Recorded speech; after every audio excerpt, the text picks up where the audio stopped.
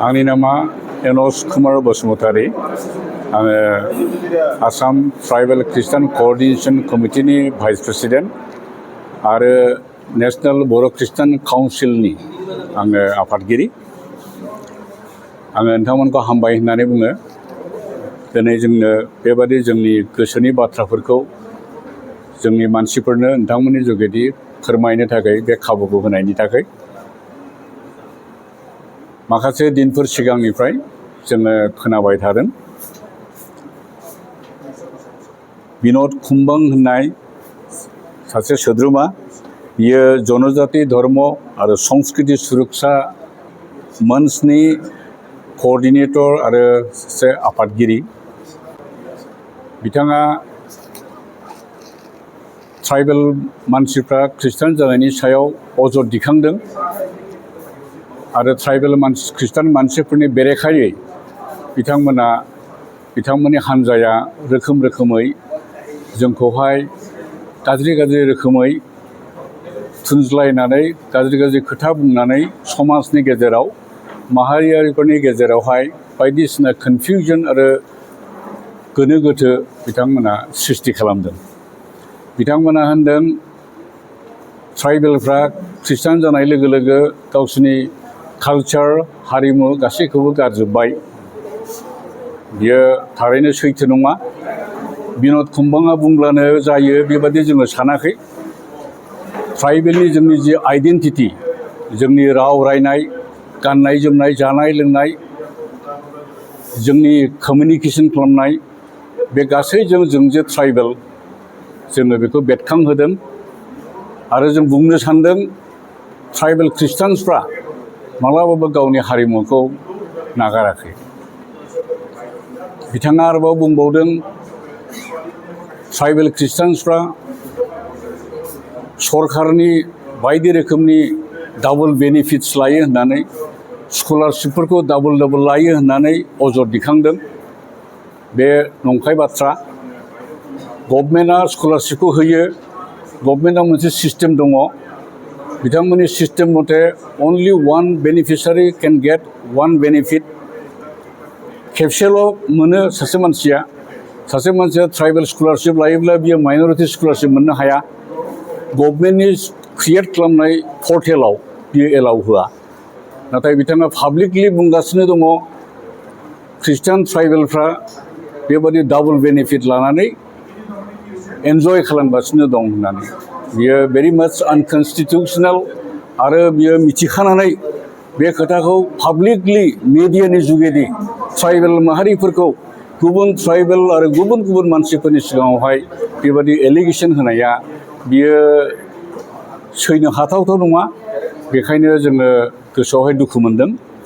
जोंनि फोथायारि जेसेबां ख्रिस्टान मानसिफोर दङ बिथांमोना खोन्थादों जोंनो जे बे बिराद कनफिउजिं मोनसे स्टेटमेन्ट होगासिनो दङ। जोङो गोसोआवहाय हामा मोनबाय होननानै।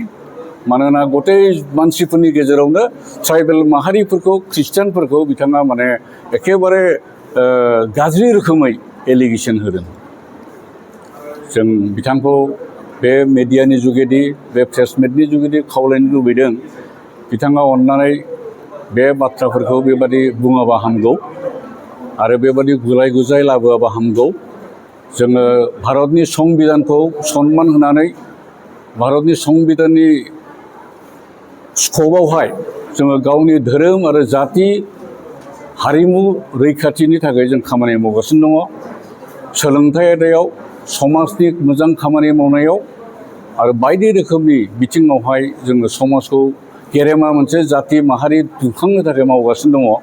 बे गोजोन थासारि सृष्टि खालामनो मावबाय थानाय समावहाय जातिनि गेजेराव बर'खौ बर'जों, ट्राइबेलखौ ट्राइबेलजों बेबादि मोनसे गोनो गोथो कनफिउजन आरो बेबादि गावजों गाव मोनसे सुथ्रु भाब क्रिएट खालामनाय, बेबादि इनसाइट खालामनायखौ जों मोजां मोनाखै। बिथाङा बेखौ थाबैनो बन्द' खालामनांगौ।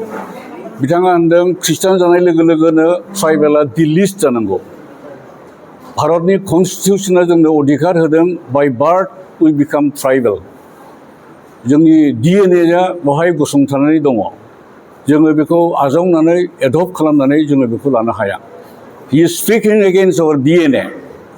बियो गाहाम जायाखै जोङो जोनोमनिफ्राय ट्राइबेल होननानै जोङो सानजादों आरो बर' हिसाबै आं बुंबावनो सानदों आसामनि हिस्ट्रियानफ्रा सान्थौगिरिफ्रा इन्टेलेक्चुयेल पिपुलफ्रा जोंखौहाय बुंदों बड'स आर द सन्स अफ द सयल अफ आसाम बे थागिबि बर'आ दिनै माब्रै ख्रिस्टान जानाय लोगो लोगो माब्रै बिथाङा जोंखौहाय बर' नङै ट्राइबेल नङै होननानै जोंखौहाय पाब्लिकनि गेजेराव जोंखौहाय माब्रै बिथाङा बुंनो हाखो बे एखेबारे आनकनस्टिटिउसनेल बिथाङा बेखौ बुंनो नाङामोन बिथाङा बुंबाय आरो गोबां खोथा बुंबाय नाथाय जों खावलायनो लुबैदों भारतनि संबिधानखौ रेसपेक्ट होनानै भारतनि आयेननि मथे जोङो अनुरद खालामदों जेखौ संबिधाना अधिकार होयो बेखौ बिथाङा सिफायना होनो आवगायनो नाङा बेनिखायनो बिथाङा बे खोथाफोरखौहाय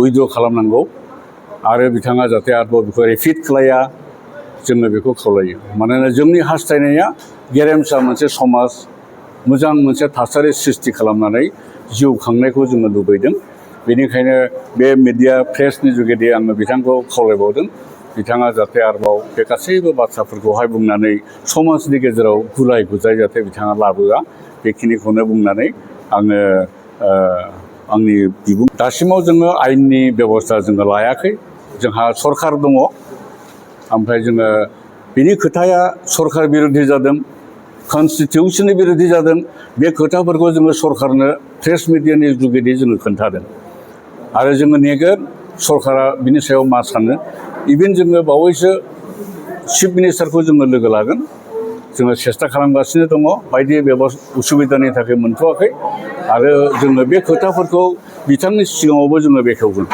बेनिखायनो जोङो एज अफ नाउ बेबादि आयेननि बेबस्था जोङो लाथ'वाखै जाहाथे जोंनि खावलायनायखौ बिथाङा बुजियो बिथांनि दलफ्रा बुजियो आरो जोंनि अनसुमाफ्रा जायफ्रा वेल विजार्स आसामखौ मोनसे सान्थि मोनसे गेजेरजों लुखांनो साननाय हारि माहारिफ्रा बे खोथाखौ बुजिनानै जेन बिथांखौ बुङो खावलायो बेखौ जोङो आसा खालामनानै दङ